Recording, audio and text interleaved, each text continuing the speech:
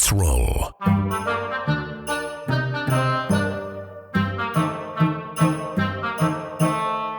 This is Countercharge, your podcast for ranks, flanks, and kings of war.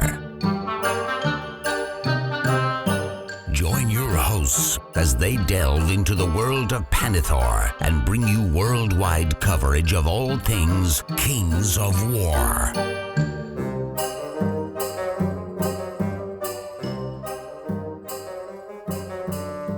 Welcome to Countercharge. I'm Rob Fanough. I'm Matt Croger. And I'm Jeremy Duvall. Really excited for our 2025 year in review episode.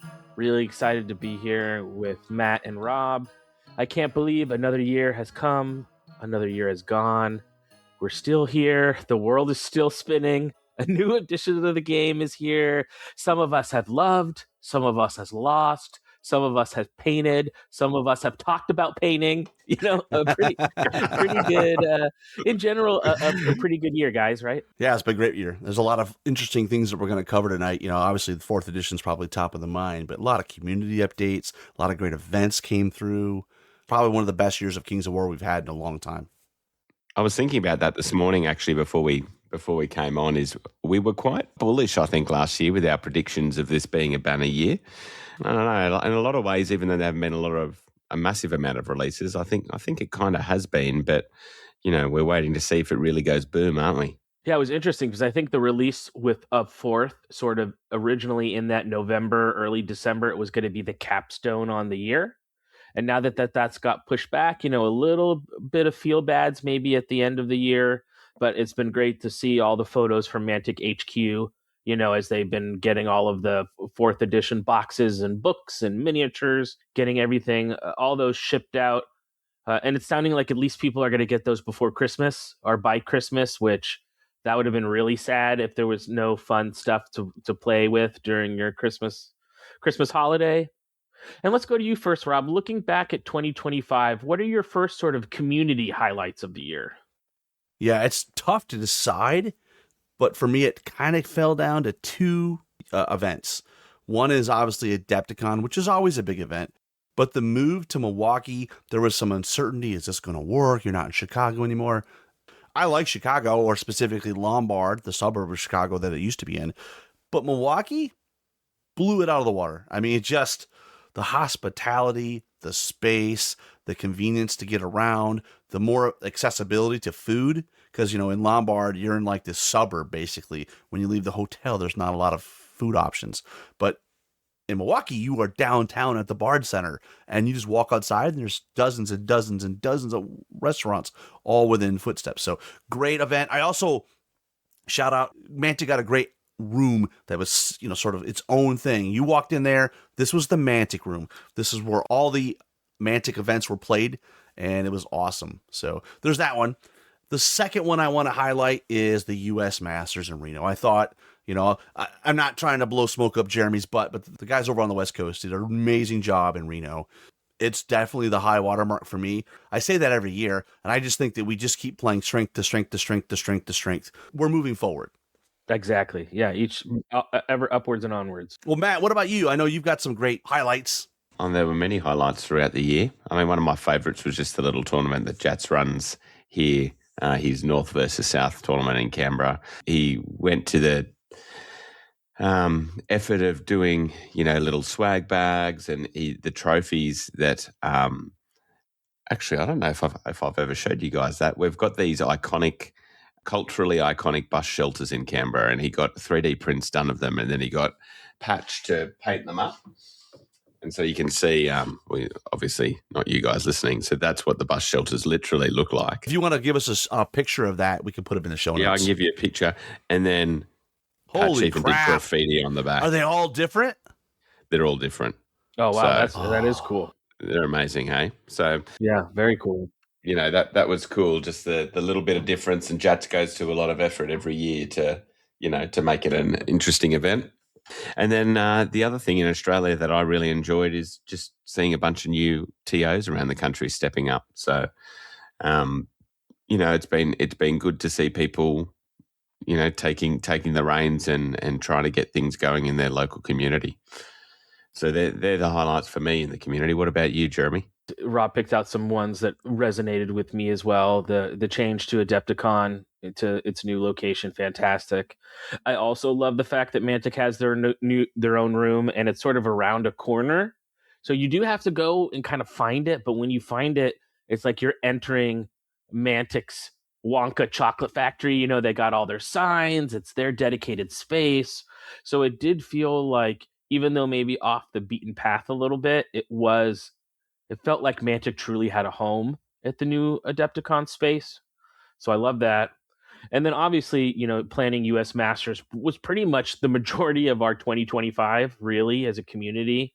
And then because not only was there the planning, but it was so exhausting that the couple months after, we kind of took a break, right? So it really ended up being like an 8-month, almost a year-long thing, because we first met at the end of 2024 and formed our tournament committee. So we decided that we were going to break things up. We were going to have leads. And really, we spent a good couple of weeks thinking about what the vision, mission, values of our tournament would be. What were we trying to achieve? We really wanted to, we didn't know, you know, by the time we got another Masters, it could be 7 or 8 years with all how it works through all the regions. So we said, let's use this as an opportunity to truly do as much wow factor as we can. And to run an event like that, as Matt and Rob know, running big events, it's not something you do overnight, right? So we had months and months and months and months of planning. And no event is perfect. There's always stuff that comes up during an event, right? But we felt we got it as good as we could have, you know, so we felt really proud of that event.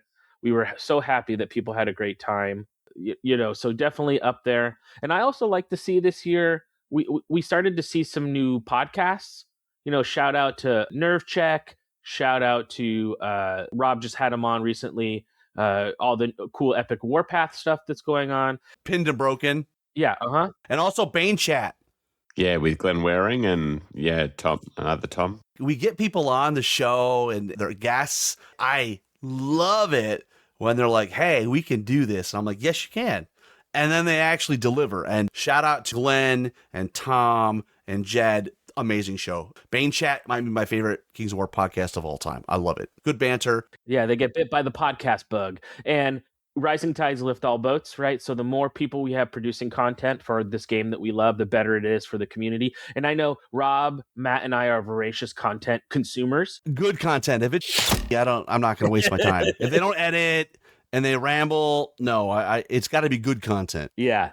And have original takes. Don't copy people's drip, as they say. But no matter how big or small, if we like it, we listen to it. You know what I mean? So if you're interested in creating your own podcast or getting involved in the scene and you want to ask questions or get advice, make sure you message Rob. Rob is truly the godfather of how to do all this stuff. Our boy only dines on caviar. That's for sure. And we're not gatekeepers, right? I don't feel, though we may be, you know, I don't know. I don't want to brag, but the biggest podcast, I guess you could say, we don't feel that we hope everyone would hop into our swimming pool. You know, come on in. The water is fine. All right. Well, let's jump into gaming Black Friday purchases. And for me, this is, I think, the second year in a row, I bought absolutely nothing gaming related. Hold on. You said this last year and you bought a G.I. Joe, didn't you? What? But that's not gaming. That's action figures. That's not gaming. Yes, 100%. But there's not gaming, right? Now, this year I did pre-order before Black Friday, you know, all the stuff for my shop. So, you know, the book and the models and all that stuff. And I was seriously tempted twice. Blue Giant, which is formerly Atlantis Miniatures, they're really big into 3D printing. They basically dumped their resin, and there was some really great steals there. But for me, it was like I was going to have to pay the shipping from the UK, and if I wasn't buying a lot, it was like, eh. Now, Matt, you are correct.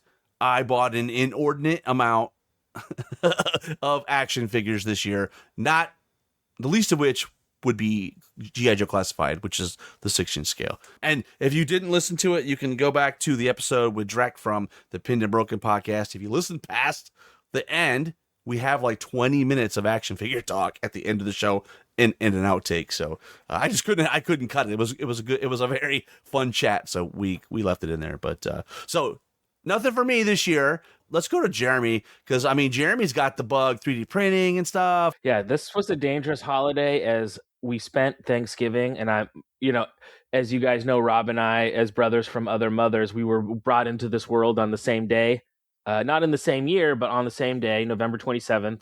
So this year, every 4 or 5 years, it cycles back to Thanksgiving. So we were in Texas visiting my family for Thanksgiving. So that means a lot of times sitting on the couch chit-chatting while I'm looking at Black Friday sales.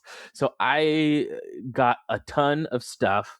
I got a big filament order from Bamboo Labs. I'm getting the H2S printer, and Bamboo Labs was having a really awesome sale that, like, essentially the more you bought, the bigger the discount was, and it maxed out at 45% off. So I bought a little bit of everything. I got some PLA, some PLA Plus, some PLA Silk, some PET G, like all the different types of filaments, just to kind of have a variety of things to test. So really excited about that. AK Interactive and Green Stuff World were having sales, so I picked up all. I was starting to get a little bit low on some of my Northern Alliance snow facing materials, and all my stuff is a combination from AK Interactive, Green Stuff World, and Vallejo. So I picked up extra stuff from AK Interactive and Green Stuff World, and it was a great sale, I thought, until I got emails about having to pay more in tariffs. So it ended up being like more expensive. Isn't that stuff though made in Spain and in Europe? Yeah. The tariffs didn't change for those countries. Well, I guess whatever it is, I had to pay it. So AK Interactive, I had to pay. I got a special email that said you have to pay extra whatever. So anyway, so just a tip to the wise, a lot of US people carry stuff, and maybe they're not, passing that along or whatever. Noble Knight Games is a good one, right? Troll Horde has all those products from European companies. That being said, I am fully stocked up on all my basing materials for the new year for the army that may or may not get painted. But that's to be discussed later. I did do some action figure purchases as well. I picked up from Big Bad Toy Store, which is one of our favorite action figure retailers. There's a company called 3-0 that does some, either it's a Veritech if you're a Robotech fan, or a Valkyrie if you're a Macross fan. Or it's Jetfire if you're a Transformer fan. Jetfire if you're just, oh God, Rob, I love you. Yeah. If you're that's the trifecta. If you're Transformer fans, it would be Jetfire. Sort of the newer Valkyrie Veritech toys, and they're one of the higher end ones, I guess I would say. So I picked up the VF1J, which is Hikaru or Rick's Veritech, and then the VF1S, which is Roy Fokker, or who's in that show. So I picked up a couple of those. They come out with, my main figure collection is the Star Wars Vintage Collection, which is the 3 3 3/4. To me, I like the Black Series, which is their 6-inch line, which is like Marvel Legends is 6-inch. But I grew up in the 80s, so there's something special in my heart about 3 3/4. I don't know what you feel, Rob. I appreciate the 6-inch, but when I see a 3 3/4 on a card, there's just something special about that.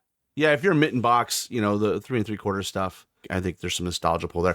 The problem, though, in modern times, the cost of a 3 3/4 versus a 6-inch there's not much difference there. Yeah, and the 6-inch, you're getting more accessories. You're getting a lot more stuff. You're getting, from the surface level, a better product, but there's something that hits the nostalgia bone about the 3 3/4. So I picked up Asajj, who's one of my favorite characters. And then when I was in Texas, there's a store called Madness Comics and Games, which is basically, if you were going to picture a most perfect store in the world, this would be it. It's as big as a Target, or I don't know, do they have Targets in Australia, or Walmarts or Kmarts? Yep, Target and Kmart. Although they're owned by the same people now, Target and Kmart. Okay, so it's like the size of a Target, and what they sell is miniature games, board games, toys, collectibles, Gundam, Japanese toys, collectible card games. So every fandom that you can think that whatever, it's all in one store. And they had a Black Friday sale. It was a really cool sale. It was buy 2 items, get 1 free. And how they did it was, when you checked out, they put all of your items in numerical value, and they would just start at the top. Take 2 items that were the most expensive. The third most expensive was free. 2 more items, the next one is free. 2 more items, the next one is free. So I picked up a lot of stuff at that store, like Christmas presents, toys, games. I picked up, there's some new boards for Terraforming Mars, which is one of my favorite board games. I picked up those. Yeah, I love Terraforming Mars. It's a really fantastic board game. So being in Texas on my birthday with that birthday money burning a hole in my pocket was this year I bought a lot of crap. So. It's interesting though that you went to the 3 3/4 because you're so OCD. You need the more space, so the smaller size lets you pack in a lot more stuff. That is true, and I love the Star Wars Vintage Collection. It's sort of the modern reinterpretation of that old school.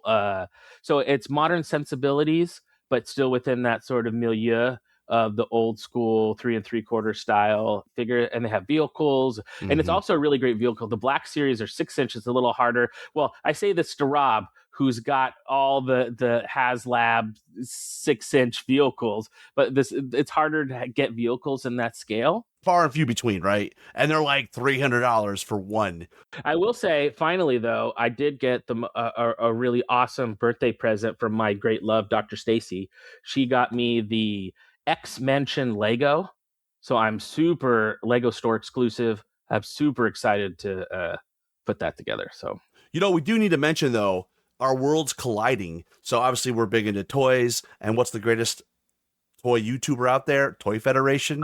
And right, we got to mention this. So we're watching a Saturday like we always do, and this guy walks in with a box of crap, and I'm like, that's Lennon Roy, who is a Kings of War player. He was based out of Memphis here for a while. He's now in the Carolinas. I don't know your thoughts, Jeremy. It was just really strange to have the streams cross. I'm watching the thing, and it's like, I know the guy, and he was exactly like he is in person on the YouTube, as they say. And Jeremy, the comments, we have some Kings of War players that were taking a piss. They had to be. Because there were some comments there that are not fit for us to even describe, much less read. Lennon is a character, right? And I'm sitting there on, my regular weekend hobby painting, puttering around in my office, watching Toy Federation. And all of a sudden I hear a voice and I'm like, that voice sounds familiar. And then I look up and I'm like, oh crap. There's Lennon standing with his hands on his hips like he normally stands. And I messaged Rob right away and I'm like, Lennon's on Toy Federation. This is crazy. So I did reach out to Lennon and say, did a great job. And he sent me lots of pictures. I guess he's a regular customer there, which I'm jealous now. With that, let's take a quick commercial break. And on the other side, let's talk about podcast highlights for 2025. We'll be right back. Hi, this is Alessio Cavatore. I am the wargame designer, and you're listening to Countercharge. Welcome back to Countercharge. Let's hit the podcast highlights for 2025. Let's start with stats like we always do. We released 72 episodes. That's got an asterisk in 2025. And the asterisk is because we're recording this on Saturday, December 13th. We expect between now and the end of the year, we'll probably have a few more episodes out. So last year in 2024, we actually released 74 episodes. And 2023, we released 97 episodes. I think compared to not necessarily last year, but maybe a couple of years ago, we're certainly releasing less any tournament we go to content. There used to be, I think, a lot more tournament heavy content, but now I think we're giving a much broader thing. And I think also just at various times this year, all of us have just had tough years, in terms of busy years. It's been a busy 2025. That's probably true. So the first episode of 2025 was episode 756, which was a List Builder Studio with Ray Shields. Didn't you catapult Ray, Now he's got Nerve Shack. He's rocking and rolling on the YouTube. I'm still trying to figure out why I'm a beautiful human from their episode, but I very much appreciate the compliment. I'll take it. That was a fun compliment, though. When I heard it, I was like, that's interesting. I'll take it. Those guys could join me anytime. And we'll probably end the year with episode 827, and I guarantee you it'll be something related to 4th edition. So in terms of army reviews, we only did 4 this year versus 6 the previous year, which is down. But also we were missing this Ogre review that was supposed to materialize. Well, seriously, outside of the umbrella of let's give Jeremy crap-a-do, I think there was a little bit this year. I don't know if you guys felt. For me, planning Masters was huge, right? That was so much work. I know my contribution to the show there's only so much time in the day, right? So when one slider goes up, another slider has to go down. But I think in waiting for 4th, I don't know how you guys felt. I began to feel a little like, not lackadaisical about 3.5, but more of like, I didn't know how much energy I wanted to put into doing all these army reviews or stuff like that when we sort of knew fourth was on the horizon. I wonder if that sort of fourth on the horizon also affected sort of the content we did sort of from summer through fall. For sure. And I think the silver lining here, though, Jeremy, had you done it, the whole episode would have been how terrible Siegebreakers are now. But now that we're in 4th edition, you've kind of waited that out and Siegebreakers are back on the menu. You know, maybe it was the smart play to punt on Ogres for 6 months. I think so. Yeah, I definitely agree with you, Jeremy. I think it's really, in some ways, sucked some of the mojo, and drawn it a bit. And I think just on top of, busy years, there's certainly been multiple times this year where I've thought, is this the time to let the pod go? Or is 4th the right time for a transition? But I can't bring myself to do it. But, back to army reviews, I think the other issue is that we've kind of done so many, we were trying to get the last few done, right? Those are the armies that don't have a lot of players. And it's also harder to find people that want to come on and talk about it. In terms of 2025, we released 107 hours of content. Obviously, that's it as of today. There's more to come. It's down quite a bit from the previous year at 134. And then 154 in 2023. So I'm just going to chalk it up to hosts that aren't maybe contributing as much as I've had help in the past. That's what I'm going to say. But we're still averaging, an hour and a half per episode. So I think that's good. Another thing, guys, is that if you look back to 2023 or even 2022, it felt like we were just pumping it out. I don't think people could even keep up. So I think on my end, it was sort of a conscious thing to be like, hey, man, no more than 2 episodes. And they better not be long ones, right? Hour and a half max. So, and I think that's trend is going to continue into 2026. We don't need to do content just to do it. We have 850 plus episodes. If you want to go listen to the back catalog, there's a lot of stuff there. We did add the podcast to our YouTube channel in 2025, and I don't know why we took so long to do that, but I think it's great. It's really cool because for me, it's a little bit easier to see some of the engagement, right? The comments and stuff, and you can also see which ones are popular. And on that, we had 14 live streams. So there was 36 and a half hours of content there. Now that is buffed a little bit by the 2 Masters streams, but still, I think, I'm not sure in terms of number, but that's, even if you take out the 2 Masters ones, that's one a month. So that's not too bad either. And I think that's something going into 2026, we need to make a more concerted effort to do, because I think live streams add a different element to the podcast family. It's a different flavor of ice cream, Rob. Yeah. Not everyone wants vanilla, so sometimes people want a sorbet or whatever. So it allows us to be more spontaneous, engage with the community in the moment. And we're able to do some impromptu stuff without a lot of planning. Like I just told Kyle, hey, you want to do a live stream? And that turned out to be a great, really fun live stream where he came on and we answered a bunch of questions. We definitely want to do more of that. I enjoy it because you can't edit me out. Well, I can if I'm going to release it as a podcast later. But yes, in the moment, we're sort of stuck with that. Yeah. Yeah. Oh, well, with that, why don't we take another brief break, Rob, and we'll be back with our hosts' favourite episodes of 2025. Hi, this is Matt Gilbert, head of the design studio at Mantic Games. You are listening to Countercharge. And welcome back. So, my picks for the year are pretty simple because, to be honest, my favourite time of every month is just us getting together for the firesides. Especially now that, Jeremy's back joining us for the firesides after, many trips to Disney World, and, he's enjoying this new Santa Stacy life, isn't he? I'm very happy for him. But, it's just, we don't get as much of our little Jeremy as we used to. But, and then actually my next favorite was the live stream with Kyle. Spoiler alert too. As since she doesn't really listen to this podcast ever, I will soon be Mr. Santa Stacy, as I'm going to ask her to marry me this Christmas. So, oh, you beauty! Congratulations, mate. That's awesome. I have a whole plan. I'm doing it's a present treasure hunt. So during the Christmas morning, she has these gifts, and each gift is like has a little clue, and she's got to solve a riddle. So it's something she can do with the kids. And then at the end of all the gifts, there'll be like the ring will be the final gift. I'm just wondering, is she got the temperament to go through all that, or is she just like, what the Jeremy, just give me the ring, like when she figures it out? She is a no-nonsense person, and she gets what she wants when she wants. Is the ring on the end of your didgeridoo? Is that the final gift? Yeah, well, actually, I went to the piercing shop, so she's got to go in there and actually get it out. No, they don't call him the bull for nothing because they just lead him by the ring. Oh, well done, mate. That's awesome.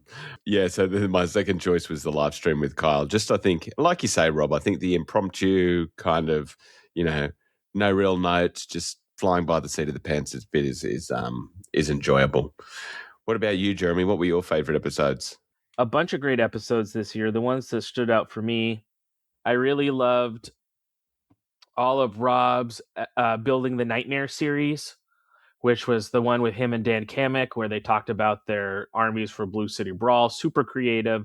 I really loved going into hearing like they're going into that process, right? The creative soup when you're really deciding which ingredients you want to add to that stew. So really loved listening to that. Also loved listening to his stuff with Dylan. I think Dylan's been a nice voice to add to the show. So that's been really great. Loved all the Masters coverage episodes, 795 to 798, if you want to go back and take a look. The Firesides obviously have been super fun.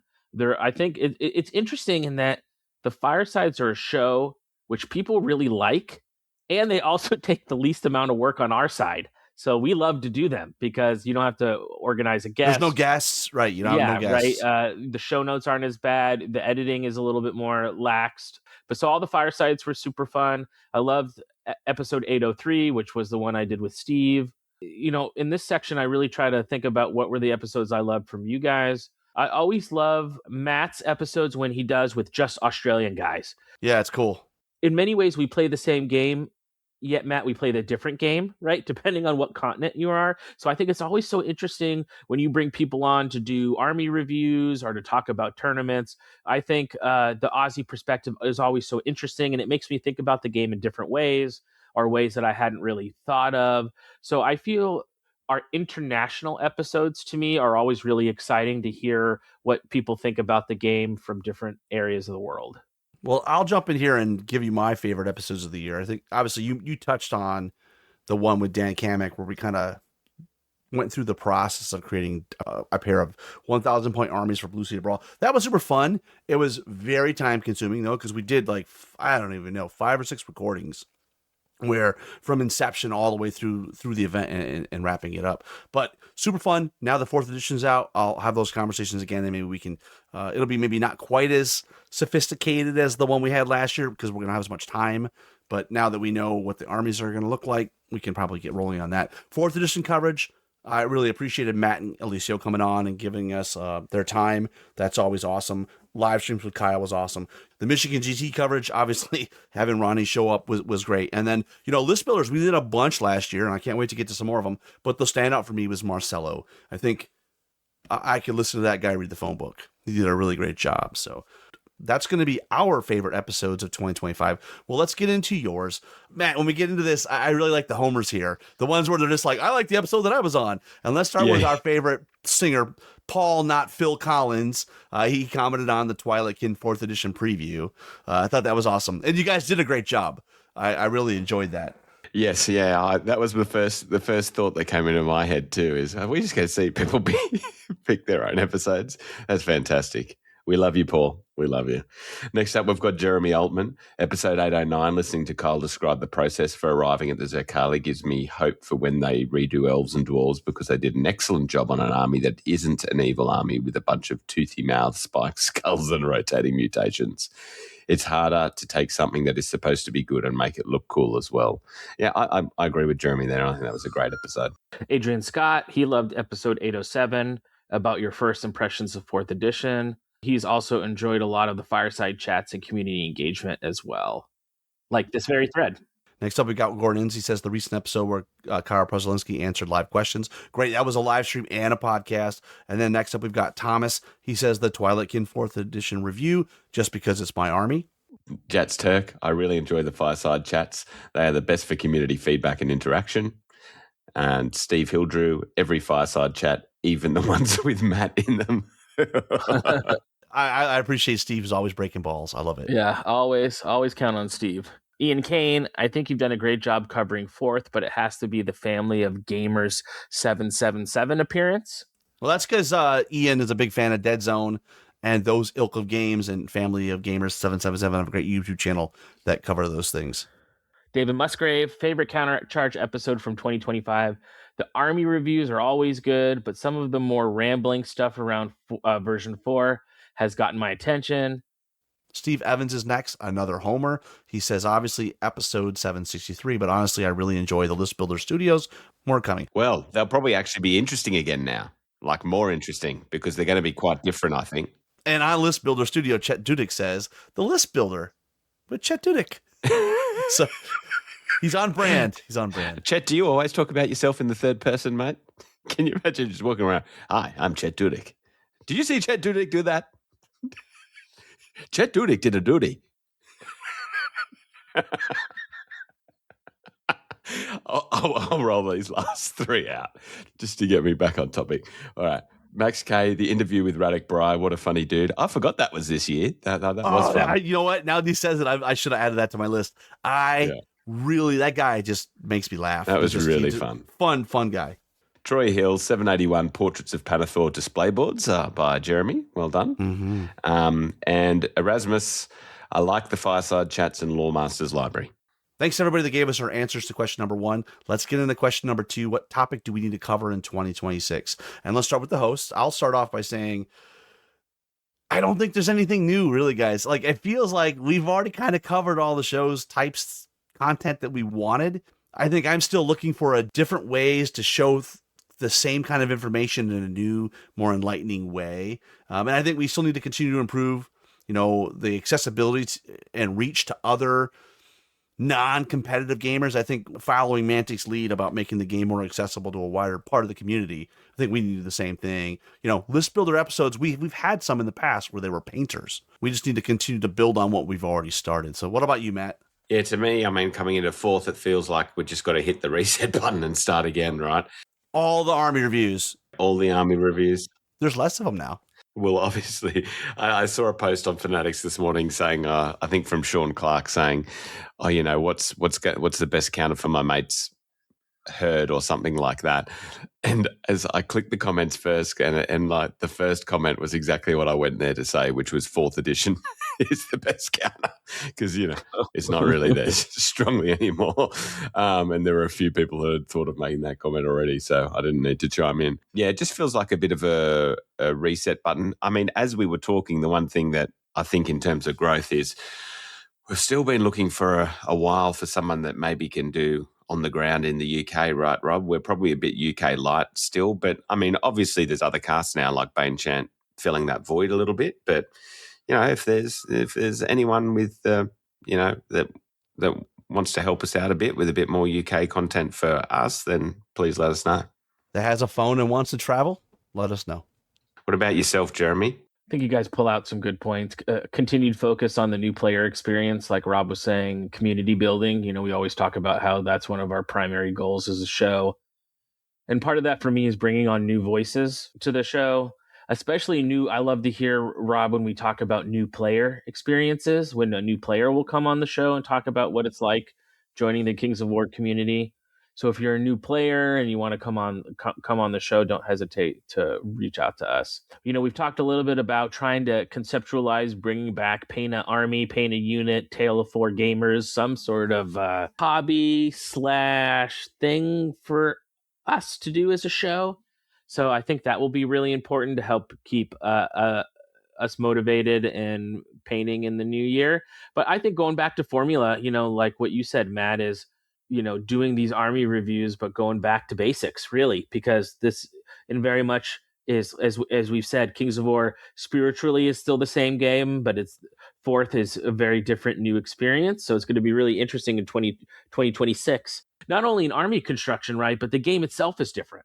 So I'm curious to see strategies, gameplay, play lines, what is going to sort of rise to the surface here in the next year. It's an exciting time. Well, let's get into your responses to the topic we need to cover in 2026. Paul Collins has a 6-month review of version 4. I think that's a great idea to kind of check in on how things are going. Jeremy Alton says, with a new edition coming out, it's prime to get new players in. How about an episode on how to run demo games? Excellent suggestion. Adrian Scott says, I'd love to see more content for Warpath and Firefight, and any in-depth discussion on how awesome dwarves are in 4th. Well, the first 2 comments about Warpath and Firefight, 100%. Dwarves, I guess we'll have to wait and see how well they are.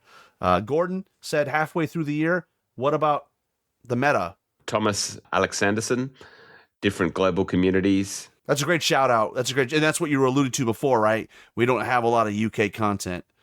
Jats, how you teach people a game like Kings of War, especially someone brand new to wargaming. Steve Hildrew, yep, got to restart those army reviews from scratch. Ian Kane, will you have time for anything other than list reviews, right? He's hanging out with Steve. David Musgrave. What topic do we need in 2026? We need army reviews. Getting constructive feedback from players on version 4 from all parts, not just the tournament players, would be interesting. Yeah, I love constructive feedback, right? So be solution driven. Steve Evans, see above, would love to hear more about more of these from many different types of gamers as possible, right? Again, Rob, trying to get all those voices, not just from competitive players, but voices from players at all levels. Absolutely. Next up, we have Chet. He says painting techniques on colors and various painting methods. Yeah, we haven't done a lot of hobby stuff in the last 6 months, and I think it's time. Max K says new army reviews. That's a constant refrain. Troy says more hobby stuff, how to play tourneys as a non-competitive player. And finally, Erasmus says, please cover how 4th edition is being received. I think that's a great idea. Several people that mentioned just like, let's have a check-in. Where are we at with the game 6 months from now, 12 months from now? Is it growing? Is it receding? And just kind of state of the game, if you will. I really like Troy's idea of we should do an episode how to get the most out of a tournament experience when you know you won't win. You know what I mean? Something along that lines. Like how can you approach going to a competitive tournament when maybe you're not the best competitive player so that you get the most fun and most out of it? I think that's an interesting topic. Let's take another commercial break, and on the other side, we'll get into Kickstarter. I'm Ronnie from Mantic Games, and you're listening to Countercharge. Welcome back to Countercharge. Guys, Kickstarter for me, super easy. 0 projects backed. So I'm done with Kickstarter. How about you, Jeremy? Yeah, pretty much the same for me, Rob. Trying to be shopping more at my local game store. And I felt like I've had, maybe this speaks to my lack of production, but I have so much to paint. I haven't really needed to buy new things, but I was tempted by the new paint line that Artis Opus is doing, just because I have a serious problem when it comes to paint, and I want to have every paint ever made ever. So that one tempted me with its sweet siren song. But what about you, Matt? For me, it was essentially just, I think it was the same as last year in terms of primarily just STL purchases. So there are a couple of terrain ones, one called The Forgotten Lands.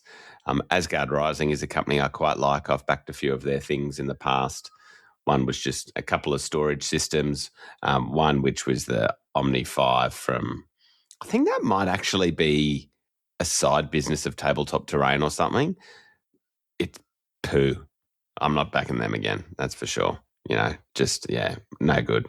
And the only one, and I just couldn't remember if I backed it this year or last year, was the Redgrass released a desk lamp. So I got that. I have a feeling I might have actually backed that last year and it was just delivered this year with a reasonable amount of delay. So I'm not into generally, unless it's a company like Redgrass that, we know and love well, of backing into the hard products these days. I think it's mostly just STLs, and particularly if they're lowish cost. I don't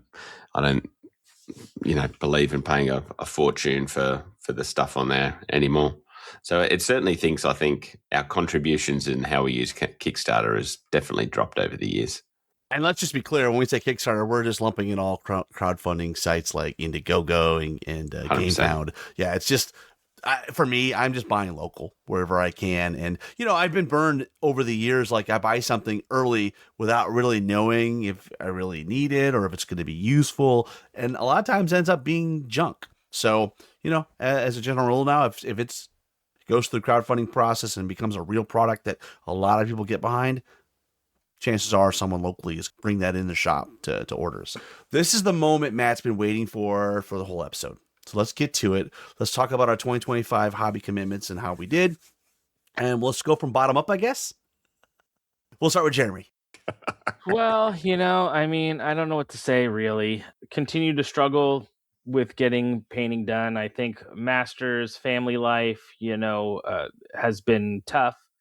Also, too, I'm going to be frank with you guys. It's hard to paint for a game system that no one plays in your area.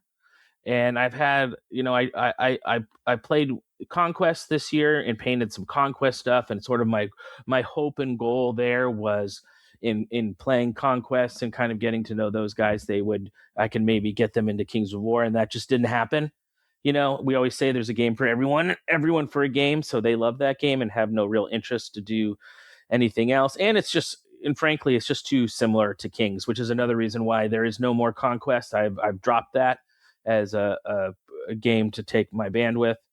So, but I had done some work there. I've been playing a lot of MCP, as you guys know. So I did do a lot of MCP painting this year. I finished my X-Men and working through my Web Warriors. So that took away some from Kings of War.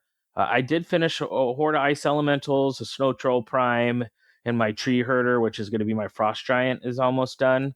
So I got some stuff done, but really for me, the not having the weekly game to go to or the bi-weekly game to go to, or even the Universal Battle game, because the Universal Battle gaming community has completely dropped off over the last few months because Universal Battle is really tailored towards competitive tournament practice.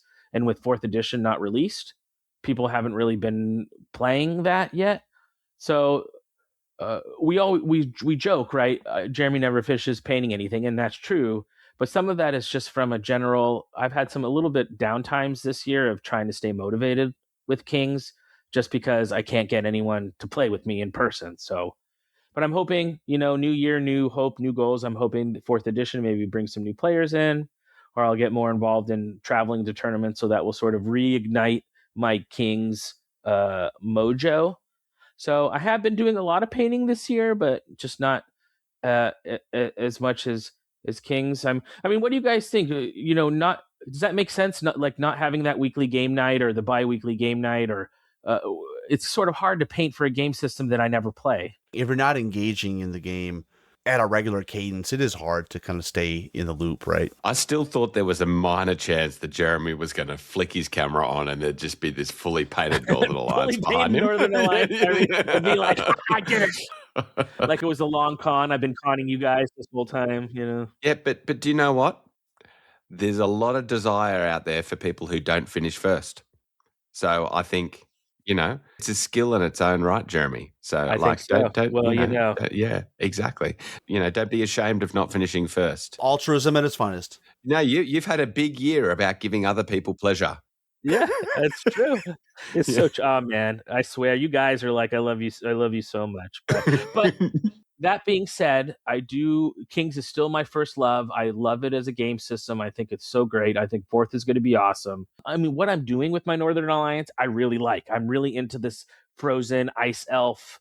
I'm painting a Tree Herder as my Frost Giant has been so much fun. So the desire is there to do it, I guess. It's just trying to stay motivated when I'm not playing it all the time. Yeah, I totally get you, mate. I think if it wasn't for having some of the challenges and just wanting to beat you guys and things. Yeah, I reckon I might have played 1, maybe 2 games outside of tournaments this year, and it does make it a lot harder. But I also wanted to be a little bit motivated by cleaning out my, the pile of opportunity, which I've been somewhat successful with. So, but it is much tougher. Yeah. Let's hear about you though, Rob, before we, finish with triumphalism. Wear the crown. Well, huge fail. So I had 4 goals. I only finished 2 of them, and those 2 were finished a long time ago. So 1,000 points for BCB, which is the Force of the Abyss, the army with the books. That's done. I painted 250 points for Armada. I actually painted way more than 250. I painted the whole fleet for Abyssal Dwarves. And the 2 things that I didn't get done, I was going to paint Night Stalkers. 2,500 points. That didn't get done. They did get assembled, but that doesn't count. This isn't the horseshoes, and this isn't hand grenades. And then 2,000 points of GCPS also didn't get painted. But I will say, now that I've been thinking about Firefight and Warpath Epic, I do kind of have the bug. We'll talk about 2026 in a minute. But Matt, it is your time, your coronation. I just hope the crown is fully covered so we don't have to see your bald spot. I hope it gives you a more regal presentation, like the full, get on your knee, and we'll have Jeremy kind of put the crown on your head. Well, I got to be the guy. I carry the crown on a pillow next to him. So when he wants to wear it, he'll wear it. But when he doesn't want to wear it, it's got to sit on the pillow, and I just follow him around. That's not a pillow. Yes. No, so I think this is the first year of reaching completion for me. So, and look, to be honest, it was the little bit of the bit that allowed me to get going with it was because I had to get the firefight bit in my hobby goals done for the first firefight tournament, like after Clash. So that 1250 was knocked over very early in the year. And then I had get another 500 points of halflings done. My Abyss got done. I think I got up to about 3,000 points instead of 2,300. And then I only just completed the Sallies in time, getting another 1,000 points of them done. But like I said, some of that, with the Salamanders, I just picked, I had 3 big Grubblies there that I was like, well, yeah, this is a good opportunity just to get them out of the cupboard and, get that cleared off. So, I did enjoy getting it done. It's funny with when we come to the ones for 26, Rob, I haven't put Epic on there, even though I've printed out a bunch of my Plague stuff, because I really want to get it done. I'm just not sure when that would fit in for me at the moment. Yeah. But yeah, also, I think a lot of it, like the firefight 1250 ended up being more models than I thought it would be when I set the task, I think. But otherwise, the benefits of some of the other armies is that they weren't necessarily massively high model count. So, it wasn't I didn't set myself a ridiculously hard task. If you want to undersell it, just explain you were competing against me and Jeremy. That's all you got to do. Exactly. We're pushovers, right? We're pushovers. I was playing in the kiddies pool. All right. Well, shall we hear about our commitments for 2026? Right. So I may as well roll into mine. I'm going to add another 500 points of halflings. One of the reasons is one of my favorite releases for the year from Mantic, and I'm going to come back to that later. I'm not going to give that away, but I want to add that to the army. I've written another 500 points of Salamanders because, Rob, Commandants, Lancers, yep. Gekatoa, take your pick, man. So awesome. I need to get some because I've been trying to list build for Salamanders, and having some Gekatoa would make it much easier to get unlocks, particularly at the lower points. So I definitely want some units of those. I've got Zerkali coming. I've effectively got that all-in bundle coming, I think. Just not quite not quite. I bought it in a slightly different way with a local guy. And I also have some Trident Realms sitting here with some of the reinforcements. So for both of those armies, I'm going to try and get out 2,300 point armies, and we'll see how we go. So yeah, so what's that? 4651. That's 5,600 points to paint this year. That's a lot of models, dude. Yeah, I'm not sure I'll make it, to be honest. Jeremy's already tempering it. He's already like, well, I'm aggressive here. I might not make it here. Interesting. What about yourself, Rob? What are you going to commit to? Well, I want to say something though. You got 2 armies from the new book that you're going to potentially work on, and we'll talk about mine in a minute. And I'm just thinking, like Jeremy said, Tale of 4 Gamers. We need to circle back to that in a minute because that could be something. There's something here. Well, I just realized all the points I'm adding, as you said, that are all from the new book. The Salamanders and the Halflings as well. I didn't even realize that until you said it. Yeah. So for me, I'm flushing this year's stuff right down the toilet, except for the GCPS because they are all built and they're ready to go. So I am going to build another fleet for Armada. I assume I'll do attend Adepticon and I will play those there. I know elves aren't maybe the greatest, but I like the boats, so I'm going to paint them. And then I too am going to get into Kings of War hard again this year in terms of modeling. I want to do another 1,500 points to my existing Goblin army. I think there's some different units that I don't have a lot of, in particular Mincer Mobs, Chariots, if they could just give me the cavalry, not the crappy rustic ones that I have in my ogre army, but like new, even if it's not plastic, just give me the 3D printable stuff. But so there's that. But the one I really am hanging my hat on is, Jeremy, we're going to Clash of Kings UK, and I have all these armies here that I could potentially go. None of these armies would travel well. So I was thinking like, well, what's a newer army that I could build from scratch, don't have anything built, can make it a hobby goal, but also have like this clock that could be ticking down. I have until, a deadline, have a deadline, right? And I was like, and I could, it might be suboptimal, but there's some unit choices there that are very chunky and would actually travel well. So I am committing to 2,500 points of halflings for Clash of Kings UK. More to come on that. I think I want to maybe, and by the way, I don't do this where I'm 2,300 points. No, I don't want a list. I need to give myself some different toppings to add if I want to mix it up. That's why I'm going 2,500. I'm not going 23. I'm going to go 2,500. I think I want to almost bounce it off the community to build the list. So we'll more on that. But so yeah, to recap, 2,000 points of GCPS, a 250 point elf armada fleet, which I think is basically the whole fleet, 1,500 points to my goblins, and 2,500 points of a brand new army. Nothing's built. They're all in boxes in my pile of opportunity. What about you, Jeremy? So a couple things. I've decided to try to build some structure around how I think about painting. This last year was a little bit too much getting distraction, not having a good plan, not having a good outlook. So what I've decided to do is to pull it back and be like, I paint miniatures for 2 games and 2 games only. I'm doing MCP and I'm doing Kings of War. Conquest is out, too close to Kings, and it's just too much. I want to do Firefight, I want to do Epic Warpath, but just having that operate space in my mind gets me distracted, so that's out. So I'm trying to pull it back a little bit to not be trying to do too much and too many different things, and instead focus on being a little bit more intentional with what I'm painting. And then I've instituted a new thing where if I have a painting night where I work on MCP, the next night I work on Kings of War. And then if I've worked on Kings of War, the next time I paint, I work on MCP. So I'm trying to cycle them both, and that keeps me wanting to paint every day, because part of what I love about painting MCP is you paint one model at a time and it's completely different.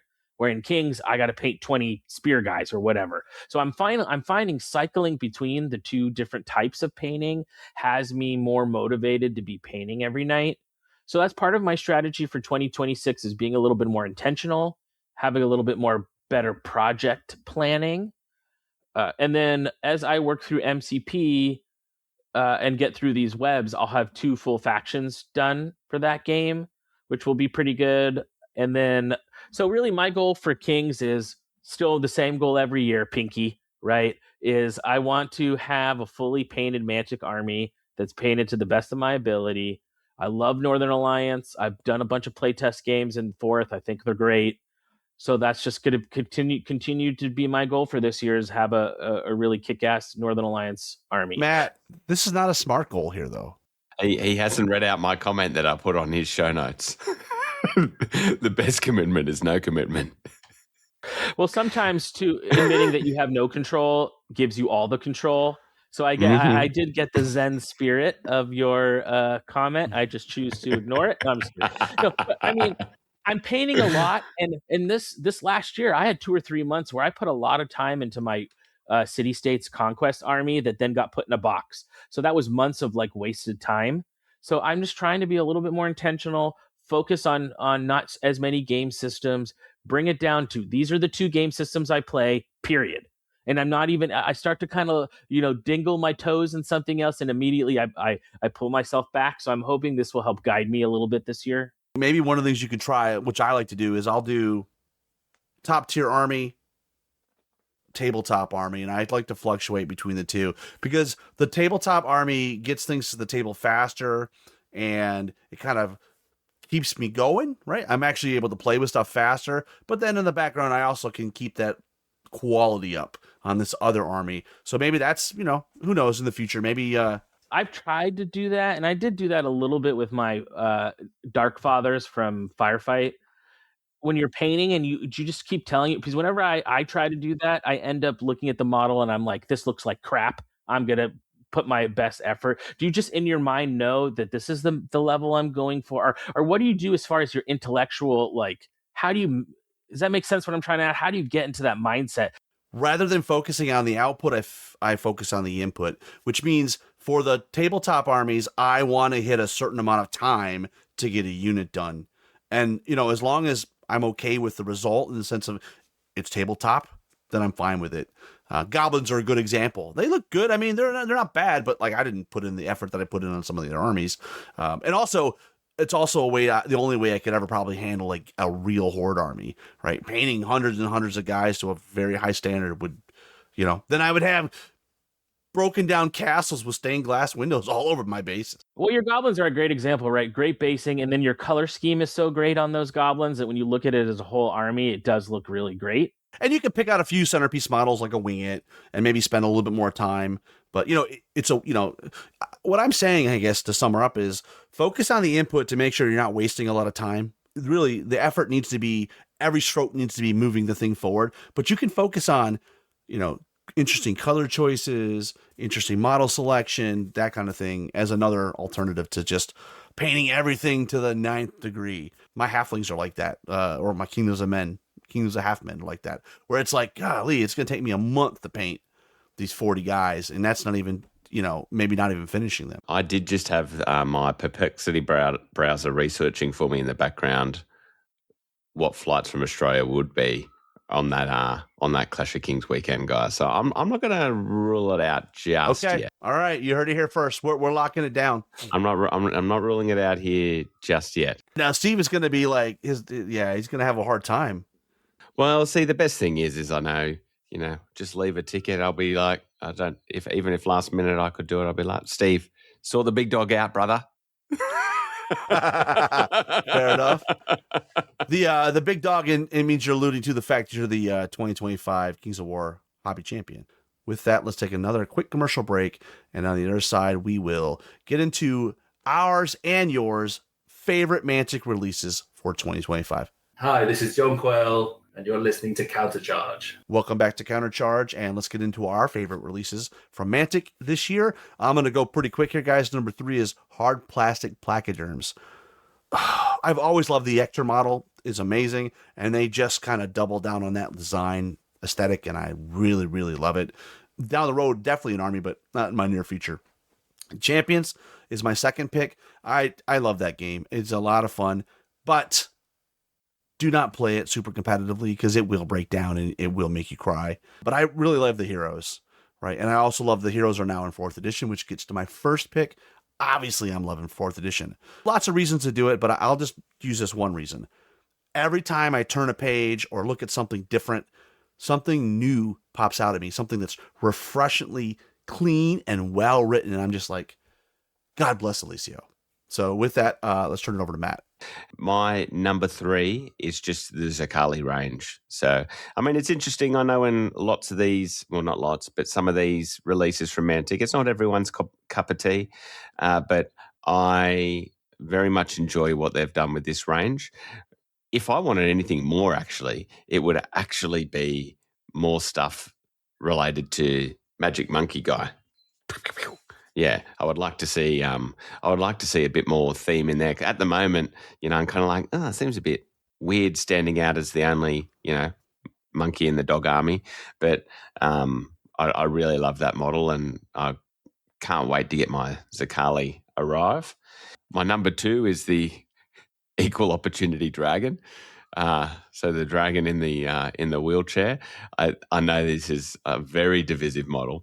Oh, I love it, though. I love it. If a fat Dracon, a handicapped Dracon, or I don't know if he's handicapped, but he's just so fat he can't fly, I guess. Exactly. And I think just once you realize, like, where it's coming from in the fluff and everything, I think the idea is great and kind of doubles down on that fun element that they've got of the halflings without them being ridiculous, So I think I really like that. And then my number one is, of course, 4th edition. Pretty much everything I've seen in the core rules, I'm a big fan of.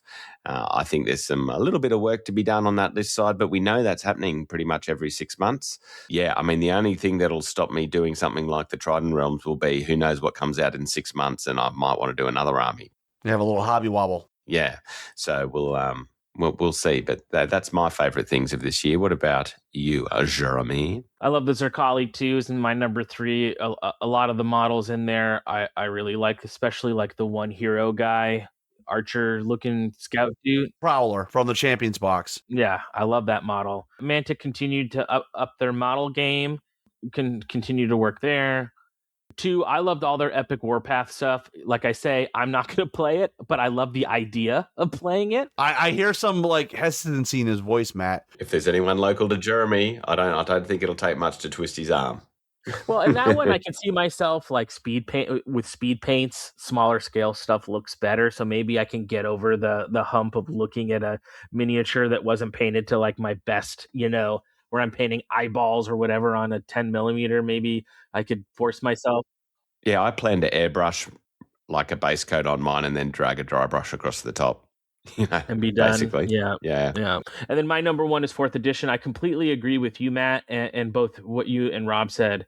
Changing core rules of the game is way more difficult and time consuming than tweaking balance, right? 4th edition, for me, what I love most about it is the core rules changes. And like you said, I think there's some work that needs to be done on balancing. That can be done, right? We would be in a much worse spot if we were like, oh, the armies look balanced, but the core rules changes suck. That would be way more difficult to continue to work on, whereas having the core rules look great and just needing some more balance work, I think 4th is at a great spot. Awesome. Well, let's hear what you guys think is your favorite Mantic releases for 2025. Mr. Paul Collins, a bit early for 4th, but that's his pick. Right? He's hoping that it's going to be a big shot in the arm. Jeremy Altman says, love the Abyssal Champions from the Champion box. The Bloody Cardinal is a great model. Adrian Scott, Forged Fathers for Warpath, such great sculpts for their tiny size, and I can't wait to finally get some paint on them. Gordon says, the new Zerkali. Thomas says, the 4th edition. Jat says, what a year. Too hard to choose. Champions, Warpath, and 4th. So he doesn't pick any of them. I guess he takes them all, Matt? Is that how it is? And you just get chocolate, vanilla, and strawberry? What's up? Yeah, it seems like it. He's has trouble making decisions that sometimes. Steve Hildrew, the Undead Dragon on the Vault was pretty sweet. I totally agree. Yeah, it's an easy one to forget. Yeah, that's a fantastic model. Ian Kane, the Vault's been pretty good, especially for those of us who love Dead Zone. I hope they continue to refine that next year. Favourite Mantic release from 2025, the new rules. Did like the Forces of Abyss snake things, and sounds like rules make you want to take them. Steve Evans, Champions, not so much the game as I haven't played it, but the heroes in the box set have been amazing, except the Basalian one. Alanis. Do we have a ruling on that, Jeremy? Yeah, we need to probably get that official pronunciation guide. But Troy Hill says 4th edition books if they actually make it in 2025, which is looking like they will. And Erasmus Berger, I haven't seen it yet, but probably 4th edition. The Zerkali Dragon looks great too, though. The dragon does look good. Well, let's jump into the top things we want Mantic to do or improve, and we'll start with ours, and then we'll share your feedback. For me, I've got 3, and I think these are a lot of ones I've had over the years before, so it's kind of a common refrain, so maybe this is the year they listen. Number 3 on my list, release dates, not starting to ship dates. I absolutely hate that. Number 2, better and consistent communication with stores for releases, vault, shipping, and the like. And the community, a release schedule, new model designs, that kind of thing. And my number 1 ask, desire, hope is an organized play kit for Kings of War, which I can see that coming. Matt, how about you? For me, number 3 is to continue to increase their use of their vault, and I would like to see that to be refined potentially into maybe sci-fi or fantasy rather than this mix between. I know some people enjoy that, but I think they've got to look for ways that people are going to continue to feel like they're getting value out of the vault. I know that they're getting, there was an email about some sort of upgrade to the user experience, which I think is much needed. I'd said to Ronnie previously, something like My Mini Factory leaves them absolutely for dead in terms of navigation. So hopefully we see them continue to refine that. Continue within their improved model ranges is my number 2, and look towards, completing some of these ranges. So hopefully we're seeing that with it looks like we're essentially seeing that with the Salamander release coming up with STL. So hopefully they continue to use that as an idea.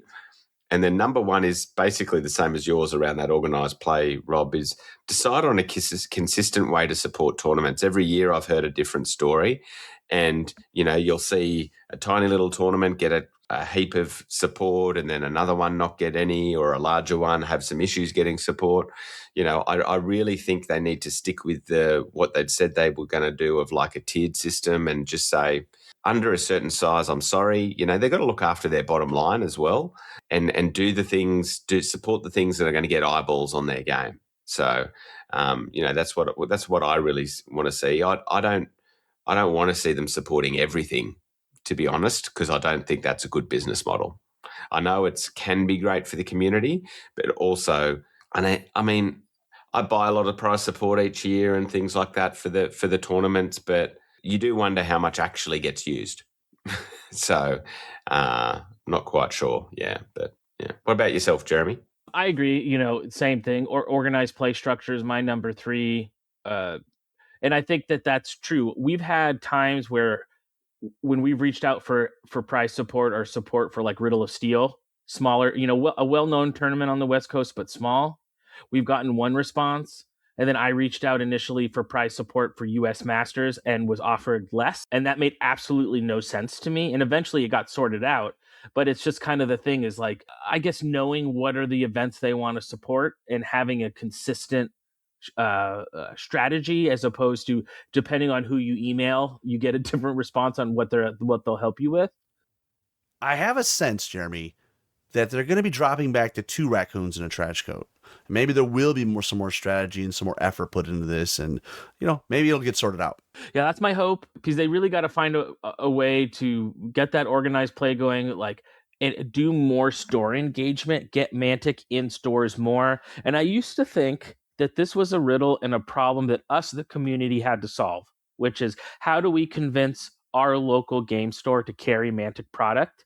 And my opinion on this has sort of shifted a little bit, and it may not be an all Mantic riddle to solve, but they need to be part of the solution, right? It can't just be us, the gaming community's sole role to try to get stores to carry Mantic or convince stores to carry Mantic.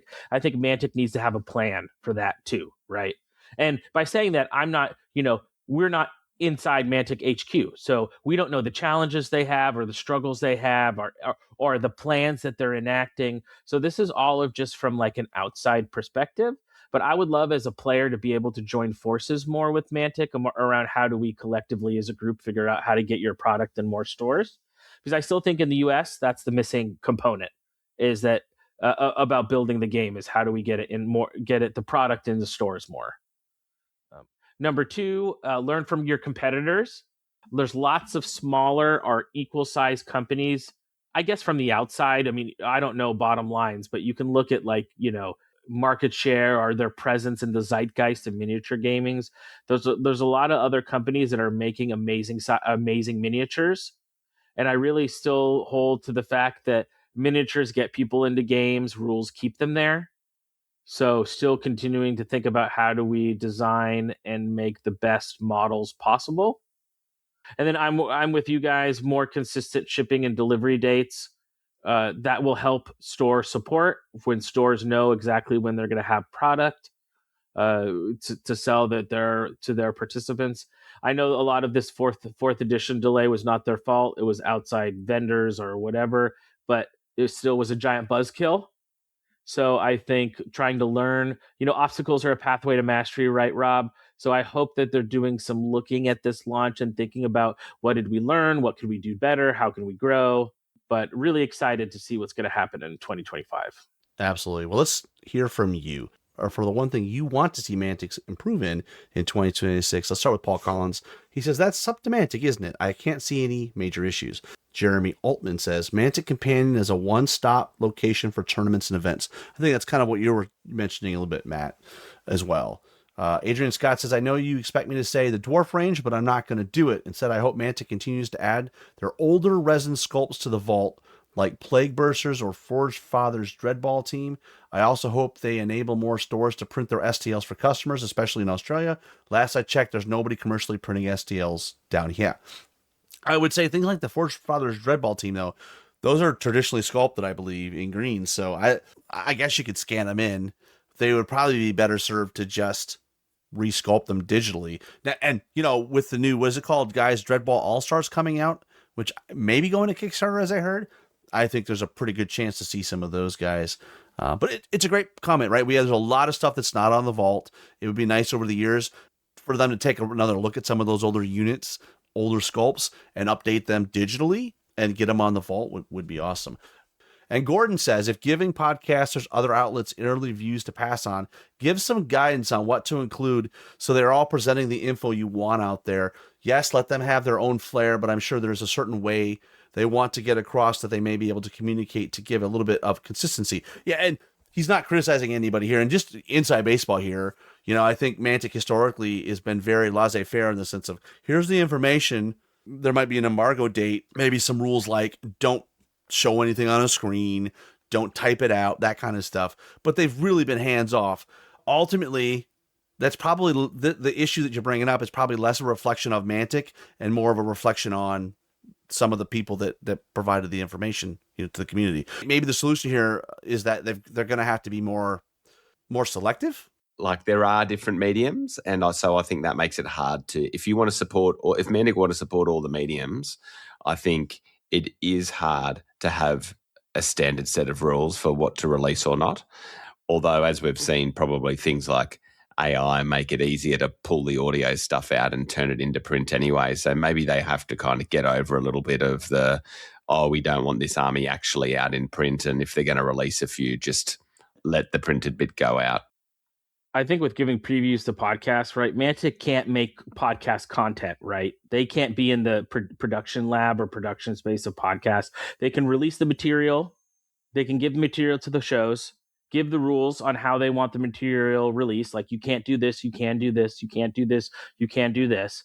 And then it's really up to the shows themselves to produce the content. And then on the back end, it's up to Mantic then to look at those shows, look at who's doing what, and then the next time information is ready to be leaked, if some of the shows or whatever did stuff that Mantic didn't like or they felt wasn't consistent with the quality that they want, those, unfortunately, I don't want to be, poo-pooing your Cheerios, but if you don't put the effort into producing the shows, just because you have a podcast doesn't mean you should de facto get stuff from Mantic, right? I think there is I don't know what you think, Rob. I think there's an unspoken agreement that it also should matter whether or not the content you're producing is of a certain quality. All the content providers, we need to be careful too of like not having entitlement. Just because we make a show, we should get something. We're not entitled to their product at all. At all. We provide a show. We're not entitled to it. So, sure we do. But the first reason we do stuff is for the community, not for Mantic. Yeah, and I would take it a step further, Matt. Like the whole 4th edition stuff, that was for the community. I mean, you could argue it just happened to be helpful to Mantic, but we wanted to get that stuff out there to try to get people fired up and to give them, some inside baseball on what's going on with 4th edition. Yeah. And at the same time, we're not a puppet of Mantic, right? Last time I checked, I haven't got Ronnie's hand up my backside, moving my mouth. So... as much as I might enjoy it. I don't know if he's got that long of an arm to reach all the way down under. You can clip that one up for Ronnie. As we work off this comment, something I just want to respond to that resonated with me, because I think we're guilty of it too. And hand up a backside, or is that what resonated with you? Well, guilty of hand up the backside, yeah. Because I think for us, we always try to be authentic and genuine. I think that sense of entitlement, I know we felt it too. With how much effort and work we've put into our show, there's sometimes we feel like maybe we should hear something first or whatever. And in the end, that's fairy dust, right? Mantic doesn't owe us anything. We make a show because we like to make it, and we hope that Mantic would reach out to us because we make high quality content, because we put a lot of energy and work into it. But I think that sense of entitlement, I think, is important, because we've seen sort of threads of that in some of the critiques of 4th edition. This game has very much been a community-led game, and I think there's some frustrations around maybe Mantic taking more control or whatever. But I think that's just a thing to remember, that our show and podcasts in general, this is not a business, right? We do this out of, right? This is not our livelihood. This is a hobby that we're doing, right? This discussion ties in very well with the comment from Thomas, where he just says communication strategy. The one thing I would mention here is all the people that helped with the 4th edition release, getting information out. We're only presenting to the faithful, right? These are all active people within the community. The content's for people in the community. They're the faithful. And those people are already here. Thomas's comment about the communication strategy, they really need to be focusing on that other piece where we can tap the unfaithful, the people that are outside the core of Kings of War community already. That's why they're going to have to, at some point, get engaged with those really large YouTube. And I guess Warpath Epic, they did that a little bit with what's the name of that company that did Play on Tabletop? And they're going to do more of that. So, and they did that a while back. If you remember, they did when the Northern Alliance Army came out, they had a bunch of stuff there. But great discussion. We really appreciate you guys' feedback on it. And I hope you're having this discussion within the communities for all the different sources of content that you're listening to or watching for Kings of War. So next up, we've got Jats. Less new games / product ADHD. It's hard to keep up and not everything has time to be a hit. Not sure that's going to change, Jats. Sorry, mate. Steve Hildrew. Don't make changes to Companion without telling everyone. One thing that Mantic Games needs to improve in 2026 for me and Kane is releasing things to coincide with the hype train arriving. I think that has ended up being a miss, hasn't it? Like a little bit, that we had a whole heap of hype and then the delays have let them down. The whole communication strategy was based on a certain timetable, right? A certain release schedule. It started as the best strategy they've ever had. Yeah, and then production delays threw a spanner in the engine, or I don't know. What do those English guys say? I don't even know. Yeah. Something. It's along those lines, threw a wrench in. And David Musgrave's along those lines too. Their marketing is rather hit and miss. When it works, it's great. But Steve Evans, I'd love to see them support novels more. It can be a real pain to get hold of them. They all need to be available from Mantic's website. I also would love to see more audiobooks. We had some, but I would love to see, as a voracious Audible listener myself, in my commute, I would love to see Winged Hussar. I don't know the logistics and the finances behind that, but some people hate this, but I don't think we're going to be very far off places like Audible going, unless it's narrated by someone famous like a Stephen Fry or something. I think it's very likely that a lot of stuff will come out as AI read. Oh, you think so? Yeah, it won't be far away. I haven't even thought about AI getting into. Well, then that maybe we'll get more audiobooks. I'm sorry for audiobook readers. I hadn't listened to it for maybe a couple of years. One of the biggest criminal podcasts. I think it's actually called Criminal. It was an Australian guy who does stuff heavily Australian, but all over the world. And when I went back and I was like, that's not his voice anymore. He's trained AI to do his voice, because you can just hear and he hasn't paid for a particularly good one, I think. But it's all a bit flat. But I think as those things get better, like I said, people won't necessarily love it, but I think that's what will happen in the future, because it does cost a lot, is my understanding. And if you imagine, you just listen to all the ums and ahs and things and all of that for us, and the intakes, outtakes, someone has to sit that down with a whole book, read it, and have no mistakes. Yeah, that is tough. That's why we know that Basalia is right, because it can't be a mistake. Of course. Chet Dudek says he stick to the initial release dates. Yeah, a common themed. Max K, companion updates, and I'll piggyback that on what Steve said. Companion updates that are clear and message to the community of when those updates are going to happen. Troy Hill, digital first for rules and books. The world is shifting. I have several hundred books on my tablet, so much easier to take to events if it's digital. Erasmus Berger rounds us out. Mantic Games can definitely improve their announced timelines. Figure out how to give release dates instead of shipping dates. Well, with that, why don't we slide into another commercial break, and we'll be back with our favourite changes from 4th edition and yours. Hi, this is Rob, the Goblin King, and you're listening to Countercharge. And welcome back. I'll kick us off here, guys, and let's go through our favourite changes. So at number 3, I had the movement changes. So I'm very much looking forward to one of the things that has become more obvious is I like the removal of a lot of nimble, and now it's very choice where it's applied, and it only applies to charging. You like an extra pivot. Love a pivot. Just keep me pivoting on something and I'll be happy, right? And then 2... Oh, have I buggered that up? Release timelines. What does that mean? I have no idea what I've written there. Obviously having a bloody brain aneurysm as I've written that. So who knows what my number 2 was, guys? And number 1 is army construction. I believe that we're going to see much more variety on the table than we have probably in any edition to date because of the army construction, and I think that's great. So might also mean that they sell more and more models as people play with it. You never know. So let's go to you, Jeremy. So my number 3, a whole new world to explore, new puzzles to solve. I love that sort of given the Rubik's Cube, right? And now the Rubik's Cube is completely different than we had from 2nd to 3rd. My number 2 is the importance of heroes. I love that they have made heroes more important, but not in sort of maybe the way that you thought of. It's not like that they have, 7 different ward saves and have all these attacks and you kill they could kill a whole army. I like how the importance of heroes has become more holistic, that they're now truly powerful support pieces, right? They can score, they have command orders. Heroes aren't just a throwaway / what spell do they have. I really love that new importance of heroes. A number 1 for me, army construction. And again, speaking to that sort of heroes change, is I love how different heroes can unlock different builds. That to me speaks to, I think we're going to have such a variety of different style builds of people building within the original context and confines of a list, whereas those who are exploring the different heroes then unlock different build paths.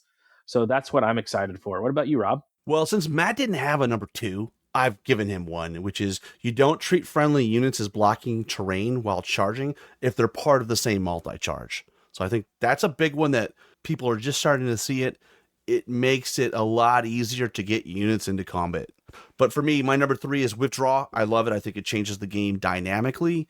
It's still a risk. If you withdraw and you don't have feint, you got to take the test. You might just die. You might bump into a piece of blocking terrain and get wavered. You might hit an enemy unit and be routed. But if you do pass that test, it opens things up. I think protracted sticky combat's my number 2. I've been loving it. And I'm going to say the same thing many of you are saying. Number 1 is army construction. It's just so much easier. I love it.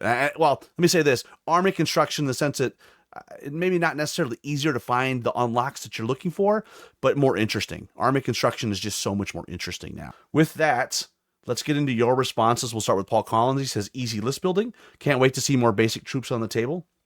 Jeremy Altman says, I like seeing them invest in the game and lay out a plan for how armies are going to get their glam ups, receive their missing Mantic models, and provide updated tokens, terrain, cool turn markers, etc. Adrian Scott says, sticky charges.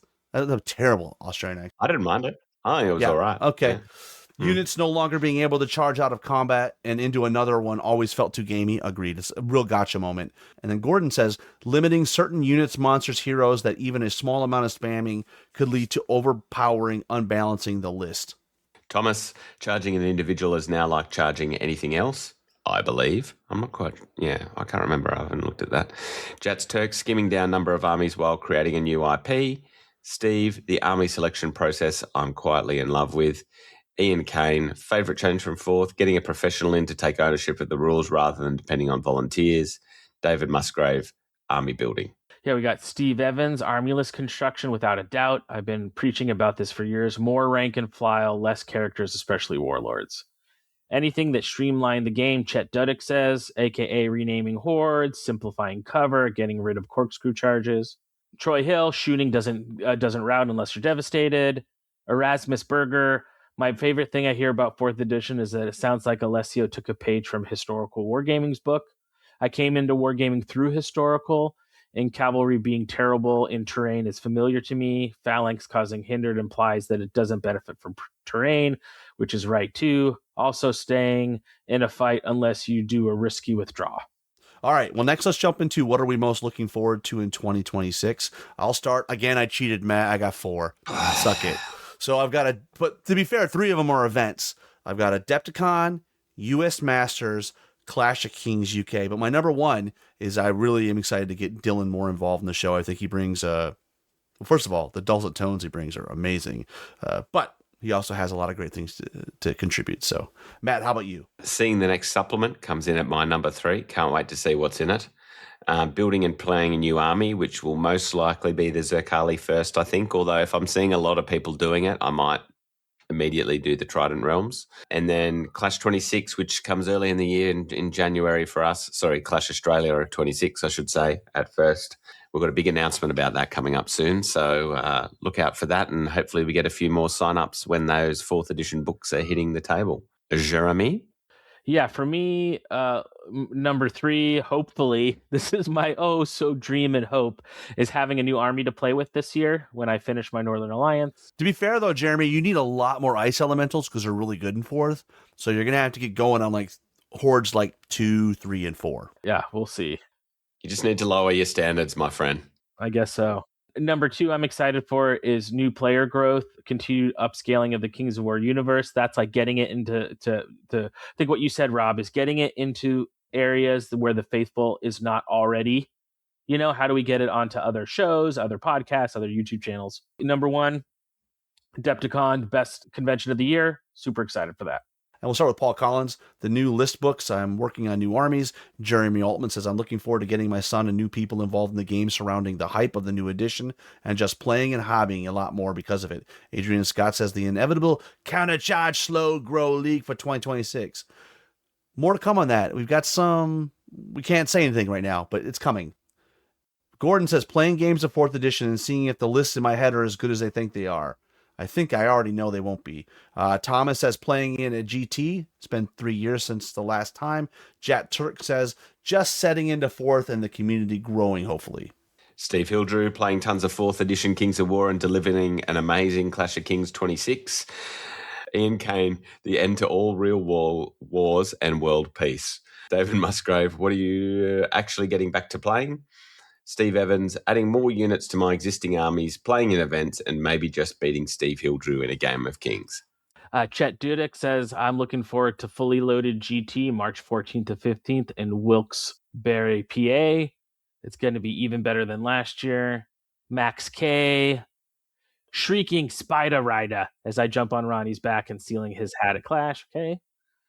Troy Hill, more Jeremyisms from the master of metaphors. Oh, thanks, man. I really appreciate that. That needs to go on a shirt, Jeremy. Master of metaphors. I do like that. I do. Thanks, man. I appreciate it. I'm glad you guys enjoy them. Erasmus Berger, I'm looking forward to trying out my armies in the new edition. So how does this stuff transfer over? So been super fun doing that lately. Yeah. Thank you for your milieu of comments, guys. You know, thank you. A cornucopia of delicious morsels. A nice hypothetical salad of comments. I was saying without poo. No poo in the hypothetical salad. Yeah. A buffet of beautiful brainisms. That's called an alliteration. So as we close out the show, I just want to say I'm really excited to see the game getting more accessible to a wider part of the community. I see Mantic engaging those groups in various channels, including the way they've mixed up the RC and bring in additional countries. I think it's great. I think 4th has seen some really positive steps for Mantic, and that's what's exciting me. As we move into next year and looking to wrap up this year in review, I think I love the changes they've made for 4th in terms of rule set. I love the changes that they've made in terms of looking to how do they maintain that rule set. So taking ownership of it via Alessio and Matt Gilbert to have more input more consistently and have the final say. And I really love the changes to the RC from what I've seen, we've got a good diversity of names, and the ideas around what they're going to do now, I think, is particularly good. I think RC's been great for us in the past, but not only has it provided some of our biggest hits, but some of our biggest misses. Does that mean that Alessio's not and Matt won't make mistakes? Absolutely not. But, I think moving this volunteer group into essentially a playtesting group instead, which I think is a bit easier to handle than having someone else take ownership of the decisions and that other, someone else being people who have the financial interest, I think is an excellent move forward. Do you have any thoughts in that regard, Jeremy? We've always had frustration sometimes of our thoughts around Mantic's Mantic nature, right? Of they're working on this project, they're working on this project, they're working on this board game, they got this new license, and Kings kind of got put aside and given to the community, right? The rules committee did Clash updates, and the upside of that was we had a great volunteer community, that was working on rules development, and we got material for our game, right? In a way that we probably wouldn't have gotten that material had there been no rules committee. But the downside was a lot of work was put on a group of volunteers, and life happens, right? It's hard to be on the RC. I think that's why you see players, people come in and out of the RC. So what this new sort of vision, or I guess, was this happening with Mantic, and you said it, Matt, and it really resonated with me, which is I feel Mantic is taking ownership of their IP, taking ownership of their game. They're investing, bringing Alessio to do the rules. The fact that the RC is being moved more towards the playtest group and that they're going to be putting more energy in in-house rules design, all of this stuff speaks to me of Mantic is putting resources into the game. And more resources into the game in the long run could only be good. It doesn't mean, like you said, Matt, that Alessio or Matt can't make mistakes. They're not infallible or not perfect. Like there may be some rules that need tweaking, or there may be some balance issues or whatever. But the fact that they are investing resources into Kings, I think is good for us as Kings fans. So that's my big positive thing in looking into 2026 is the company is investing in Kings of War when they could just be like, hey guys, we love Kings, we're going to keep it around, but let's talk to you about more Halo stuff, or let's talk to you about more this or more that. So the fact that they are really putting company resources into the game, I think is really good. Well, we hope you enjoyed this year review for 2025, and I think we're all adamant that 2025 was a banner year. I think we're also really looking forward to really getting deep into 4th edition. I think 2026 is shaping up to be the best year yet. With all that, thanks for listening to us as we ramble and find our way through. And when all else fails, don't forget to countercharge. Thanks for listening, and we'll see you next time on Countercharge.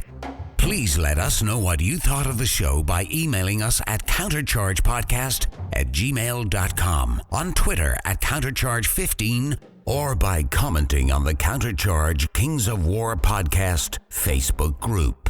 If you enjoy the show, you can help others find out about it by leaving positive reviews on iTunes. Until next time, keep countercharging. Music is a composition of Kevin MacLeod and is licensed under Creative Commons.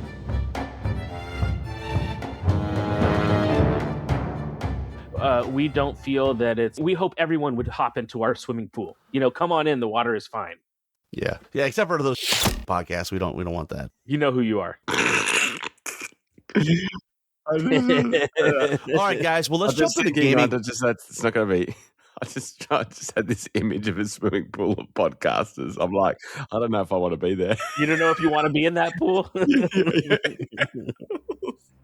Why is this water so warm?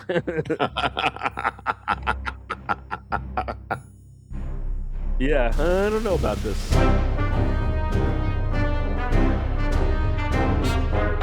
Welcome back to Countercharge, and let's jump into the podcast highlights for 2025. Let's do some stats. So we released 672 episodes. That's an asterisk because we're recording this on, we were supposed to record on 612. We are actually recording on 613 because 2 out of the 3 hosts didn't show up. It wasn't Matt. You said 672. Was it 72 episodes? Do you want to record that again? Oh, yeah. Let me just start. You fucking amateur. For sure. I was like, we released 672 episodes this year. It was 72 episodes. 1500. Yes, right. I'm reading my notes and I'm like, how did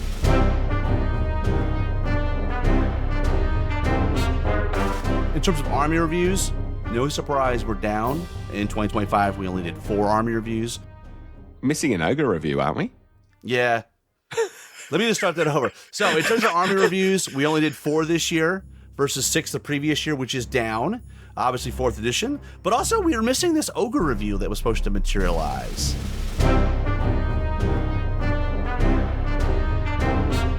Yes, my number 1 is 4th edition. From what the majority of what I've seen, particularly from the rule set point of view, I hold on, let me start that again, because you went 3-1, didn't you, Rob? Yeah, let me start that again. All right.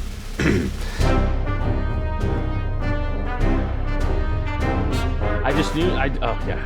This you can cut this out, but I love Mantic to death. You know, she's in her lore. They say that like Nias is her great uncle, yet it's actually her cousin. But then in Mantica, Rob Berman's was like, well, in Mantica, a great uncle is slang for cousin or something like that. But they totally their family relation. Anyway, I just thought that was Or maybe in Basalia they're just in bed with their maybe cousins. they're kissing cousins like in Kentucky. Yeah, kissing cousins, right? He's right, my right, uncle cousin. Yeah. If the Shining won't say it's okay, then okay, I'll take out these last 4, I guess. You guys good with that? Chet Dudek, we got the 4th edition rules. Max K, who says this in a way more elegant way than you, Matt. A fat dragon in a wheelchair. But Troy let's be clear, Hill. though, it's a Dracon, not a dragon, right? Okay, yeah, Or am I Dracon. wrong, Matt? It's a Dracon. It's an injured Dracon. Yeah. Yeah, I love it. I love it.